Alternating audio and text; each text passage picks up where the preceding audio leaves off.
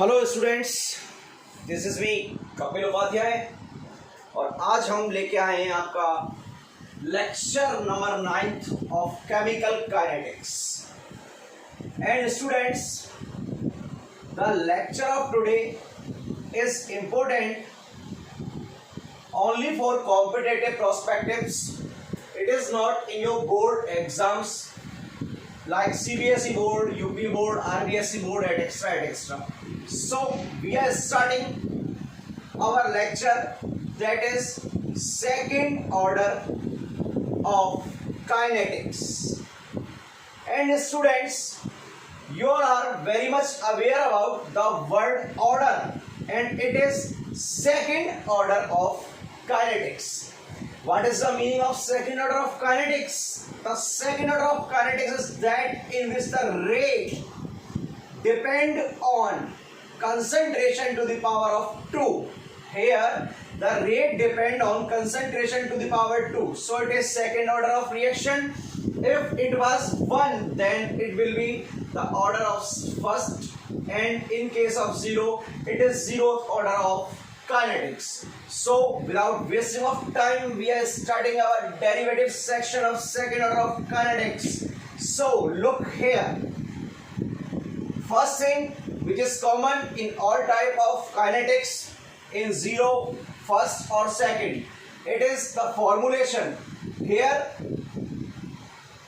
it is reactant is converting into the product P. Now look here.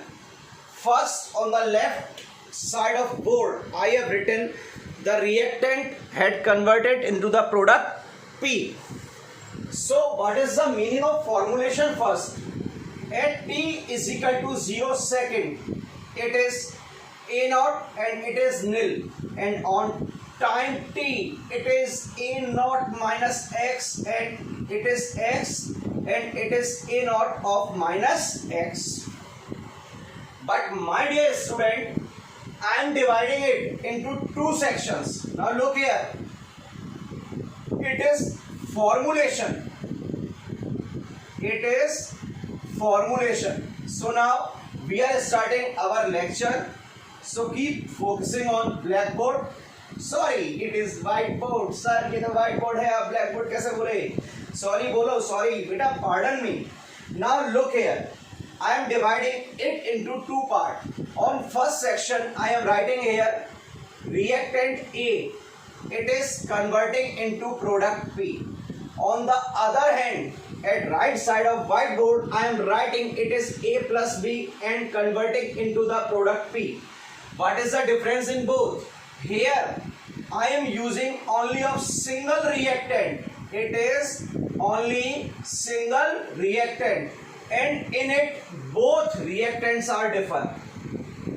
Both reactants are different. So it is the basic difference in both. Here I am writing first the rate law expression, that is R is equal to K into A power 2. Sir यहाँ तो 1 है, यहाँ 2 कैसे लिख दिया? अरे मूर्ख प्राणी, मैं बता चुका हूँ सेकेंड ऑर्डर ऑफ काइनेटिक्स पढ़ रहे हैं, और अगर सेकेंड ऑर्डर ऑफ काइनेटिक्स है तो ए की पावर क्या जाएगा? 2 चला जाएगा। तो यहाँ पर आपका रेट लॉ एक्सप्रेशन क्या आएगा देखना। R it is equal to K multiplied by concentration of A and multiplied by concentration of B. Here I have written the rate law expression for both condition when I am using single reactant, and here I am using different type of two reactants. So here T it is equal to 0 second. The formulation, it is initially A naught, it is nil because reaction is not started yet. Here T is equal to T, so it is X, and it will be A naught of minus X. It is simple as previous we have discussed, and again I am dividing it into two parts, part A and part B. It is part A and it is part B. On part A, the concentration of both reactant is similar. A it is equal to B. Here both have similar concentration. On the other hand, in second part, the both have different level of concentration. It is A is not equal to B. This part is not in our competitive exams, but part 1 and part 2 means A. Both are in our competitive exams. So now look here, we are starting our derivation as previous we have discussed. The both steps are similar. R it is equal to K A to the power 2. It is clear. Here R rate it is equal to K to the power A to the power B. Now look here, A plus B is converting in P. So A plus B it is converting into the product P. So at t is equal to 0 second, it is A naught and both have similar level of concentrations. So it will also be A naught, it is nil. And on time is equal to t second, it is x. So it will be A naught minus x and it is also A naught minus x. So first we have written for both rate law expression. Now look here, what will be the differential equation here? Minus dA upon dt will be equal to dx upon dt. It is clear. अब देखो ये भी x की term में आई है तो इसे भी x की टर्म में कन्वर्ट करना पड़ेगा. तो k a स्क्वायर है तो क्या हो जाएगा k a naught minus x whole square. So RHS LHS are equal, so RHS will also be equal. From here k a naught minus x whole square is equal to dx upon dt. From here R it is equal to differential rate minus dA upon dt equal to minus dV upon dt equal to dx upon dt. Here the rate have been written in the form of x, so the a and v will also be converted into the term of x. So from here k it is equal to a naught minus x and it is also a naught minus x. When both will multiply, we can write as square. So it is r is equal to k a minus x square. LHS and LHS both are equal, so it is obvious that RHS will also be equal. From here k a naught minus x whole square it is equal to dx upon dt. Look here, both are similar. Both are similar, so we can use any of one for the perspective of derivation. So look here and note down or take a snapshot as you want.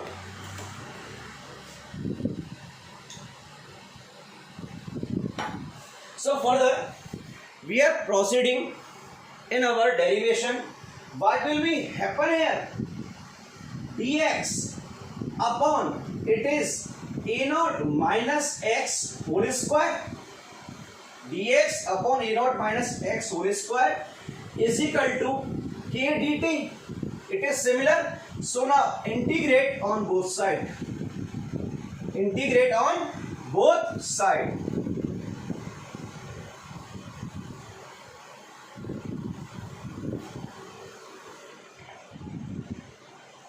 So look here, what was the integration on last lecture of dx upon a naught minus x? Dx upon a naught minus x, it was equal to natural log of a naught minus x. It was your mathematical section, and here we are integrating.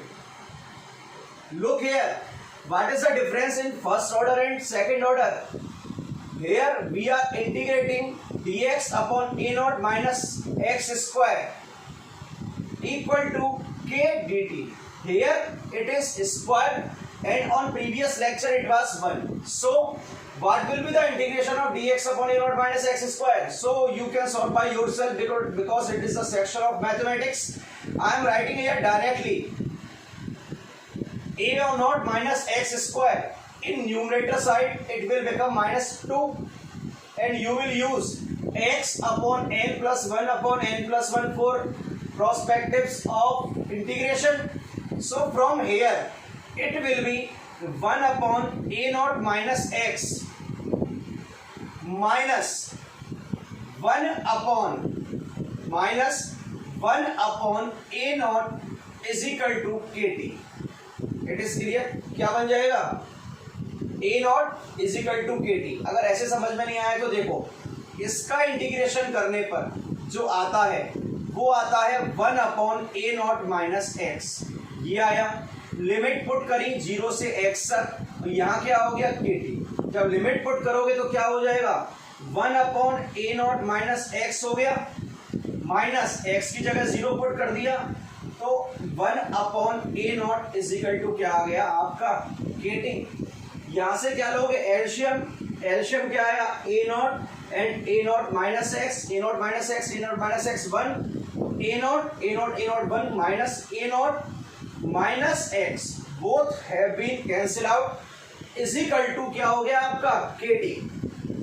Minus minus plus, it is equal to plus x upon a naught minus x is equal to kt.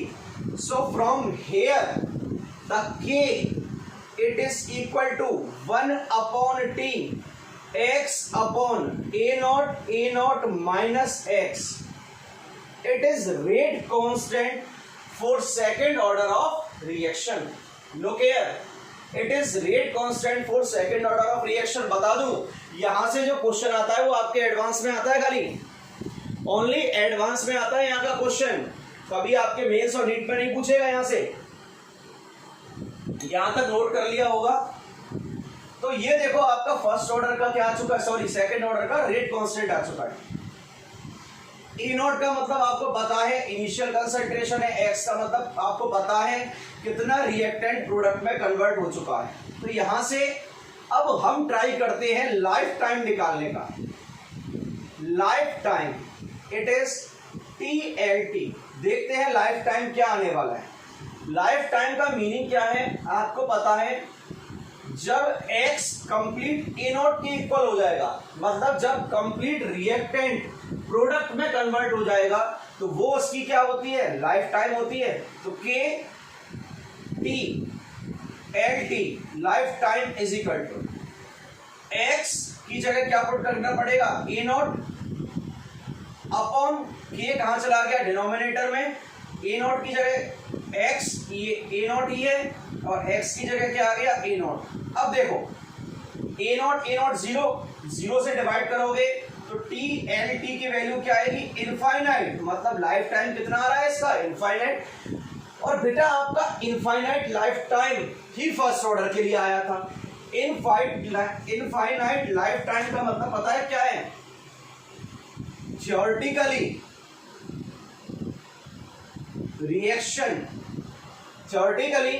reaction never get complete.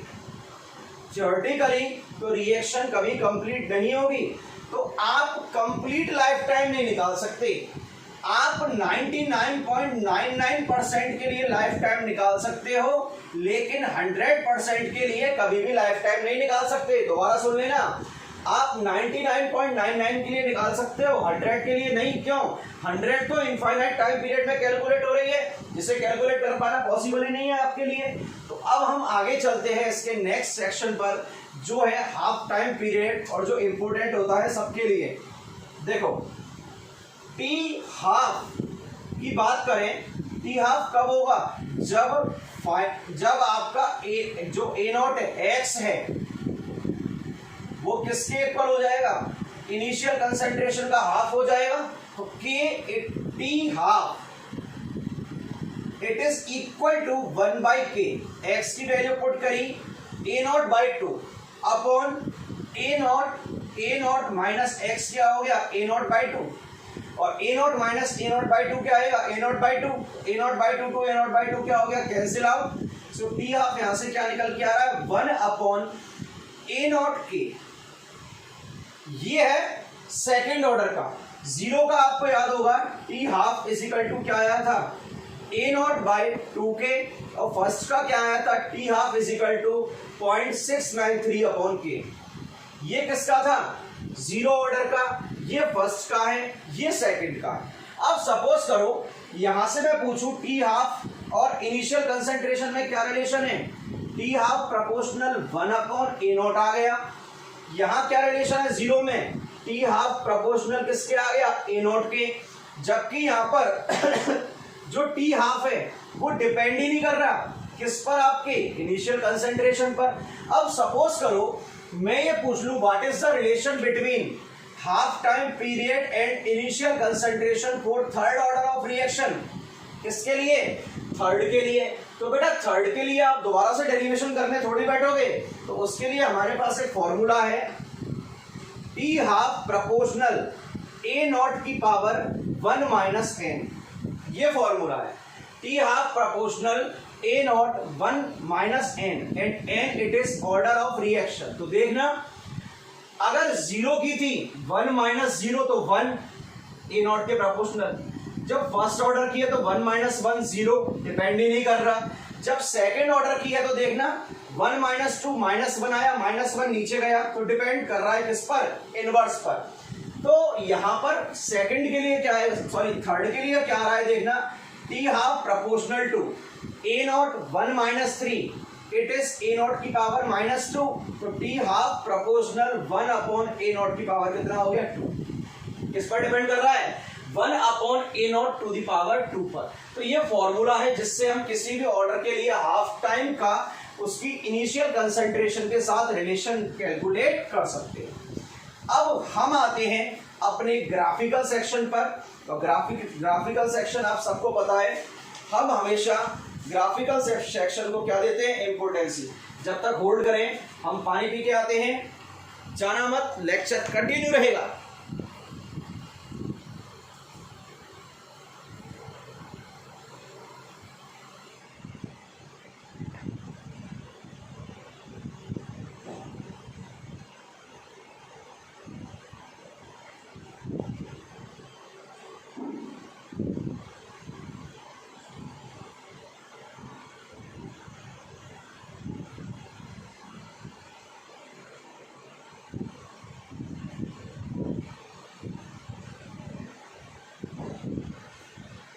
Let's start for the graphical section. Previously we have discussed all graphical section for zeroth order of reaction and the first order of reaction. So dear, here first graph will be like zeroth and first order. In both the first graph was between rate and concentration. Second graph is rate and concentration to the power 2. So look here, rate versus concentration.